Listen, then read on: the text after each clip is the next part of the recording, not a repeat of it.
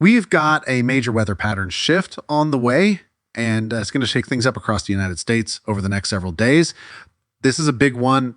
Not only are we about to see some of the warmest temperatures of the year so far, but severe weather is also making a strong return.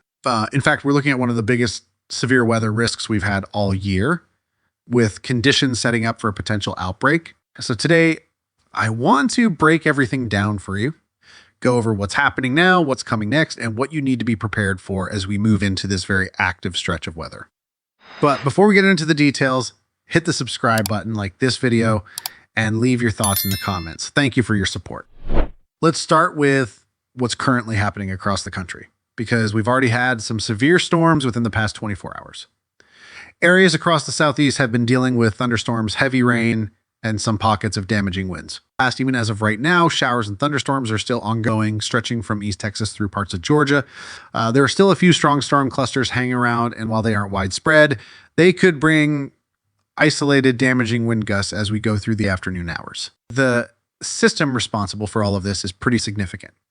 It's being driven by a low pressure system that's all the way up in Michigan, and from there, a long line of showers and thunderstorms extends from the northeast down into the deep south. Here's over in the Pacific Northwest and into the Central Plains.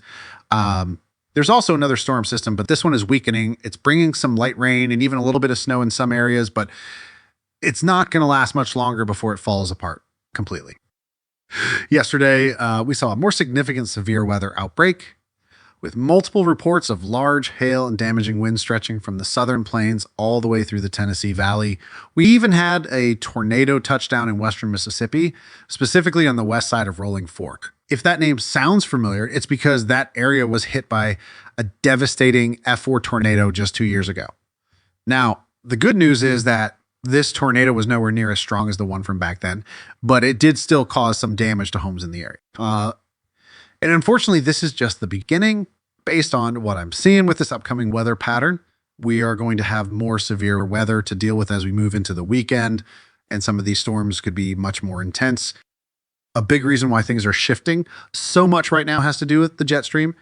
At the moment, we have a very strong high pressure system sitting over the West Coast, and this is playing a big role in the way weather is developing across the country. This high pressure system is forcing moisture up and over the Rockies and into the Pacific Northwest, keeping that region active with rain and mountain snow. Meanwhile, over the Great Lakes, we have another powerful storm system that's driving showers and thunderstorms across the East Coast. This entire setup is something we call an omega block pattern.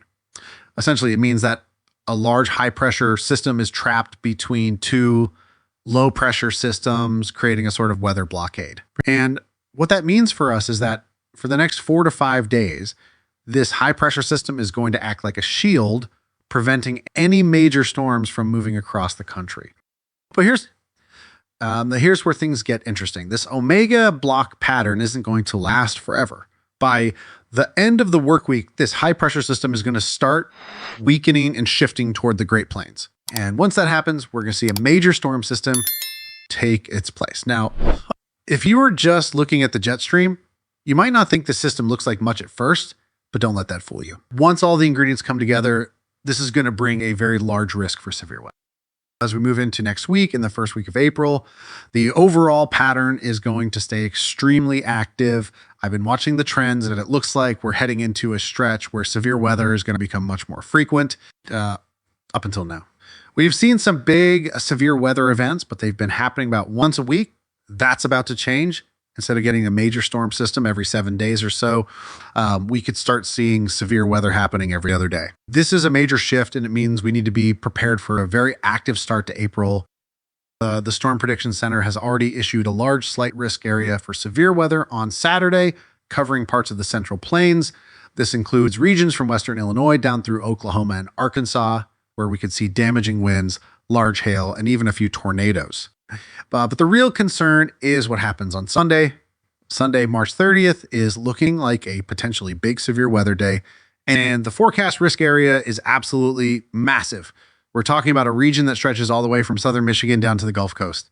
Now, I know a slight risk might not seem like a huge deal at first, but this is one of the largest areas I've ever seen highlighted this far in advance. It's still early, so the details will get more refined over the next few days, but this is definitely a situation to watch closely. Tornadoes, large hail, and damaging winds are all on the table. And as we get more data, we'll be able to pinpoint exactly where the highest risk will be. If we look at the short-term forecast, things are actually going to be fairly quiet for the next couple days as that Omega block pattern holds strong. By tomorrow, most of the country is going to be in pretty good shape with only a few lingering showers in the mid-Atlantic. Wednesday looks pretty similar, calm across most of the country, aside from another atmospheric river event bringing more rain to the Pacific Northwest. By Thursday, things start shifting again, with moisture beginning to build over South Texas. This is going to play a big role in setting up the severe weather risk for the weekend. By Friday, we start to see the first real signs of change. More rain develops in the southern plains and a small clipper system moves through the upper Midwest. But the real action kicks off on Saturday. Low pressure system is going to strengthen over the Rockies and move eastward, setting the stage for more organized severe weather across the central and southern plains. And now it looks like the biggest storms could be more isolated or scattered rather than widespread, but that could change as we get closer. Sunday is the day I'm really watching. By midday, widespread showers and thunderstorms will likely be developing along the Mississippi River Valley, while snow starts falling further north in the Midwest. The low pressure system is expected to be around 1,000 millibars. Not the strongest we've seen this year, but still enough to bring strong winds and severe storms. As the system moves eastward into the evening, storms will push from Indiana down toward the Gulf Coast, with the highest tornado threat likely in the Dixie Alley region. By Monday, the system moves off the East Coast, bringing rain and some snow, but the severe threat will be over. So now keep in mind, this isn't the strongest storm we're going to see this April. We're only at the beginning of the month, but this setup is already looking more like something we'd expect in May. These storms are going to keep getting stronger as we move through late March and early April. And look at what's fueling all of this. Return flow from high pressure is bringing tons of moisture into these severe weather systems. By Saturday and Sunday, we're seeing huge amounts of precipitable water getting pulled into the storms, and it's still lingering along the East Coast into Monday. Things get upgraded. I'll have those updates for you as well. And then, of course, we have even more moisture setting up for the next system coming in next week. So let's talk about dew points. By Saturday, we're seeing very strong dew points surging northward. You only need about 55 degrees for thunderstorms to develop, and we're seeing 60s and even 70s stretching all the way up to the Ohio Valley. That is a major signal for severe weather potential. And by Sunday, those dew points are still in place along the East Coast, meaning we could see yet another upgrade. And then Friday night, we're looking at a ton of lightning strikes across the Central Plains and Great Lakes. This is right as a new storm system moves in, bringing a mix of freezing rain and thunderstorms. And Sunday into Sunday evening, this is where things really start blowing up. On the northern side, we've got snow and freezing rain, but down south, closer to that low pressure system, we've got severe weather firing off from Indiana southward. And take a look at the lightning. It's everywhere. This is going to be a huge lightning event on Sunday and Monday along the coast. Monday does look like it'll weaken a little, but the real action is happening from Saturday into Sunday. That's when we see the biggest tornado potential with, huge hail threats and significant severe weather across the south. Right behind that. Another storm. By Saturday, we start seeing that return flow kicking in, moisture surging northward, and new storms developing in the south. A low pressure system will be building over the Central Plains, and right on the eastern side of it, we'll see storms firing up. And with this return flow, that's what's driving these systems.